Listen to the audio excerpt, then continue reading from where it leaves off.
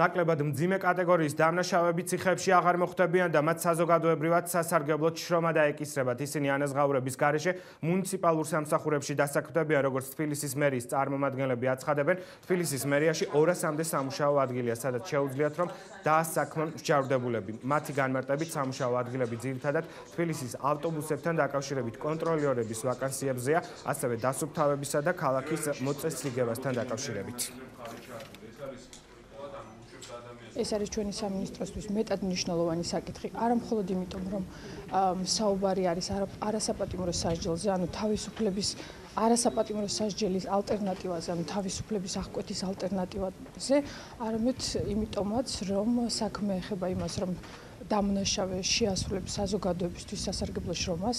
მიზანი არის რამოდენიმე. პირველი, ეს არის სისხლისამართლის ლიბერალიზაციის პოლიტიკის შემადგენელი ნაწილი. მეორე, ეს არის დანაშაულის წინააღმდეგ ბრძოლა და არა დამნაშავის წინააღმდეგ ბრძოლა.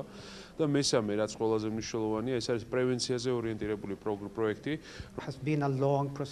ეს მოდელი დასავლეთ ევროპის ქვეყნებშია აპრობირებული. მართალია მის განვითარება საკმაოდ დრო სჭირდება, თუმცა სამუშაო პროცესი საკმაოდ საინტერესოა. იმედი მაქვს, რომ საქართველოში ეს პროექტი წარმატებული იქნება.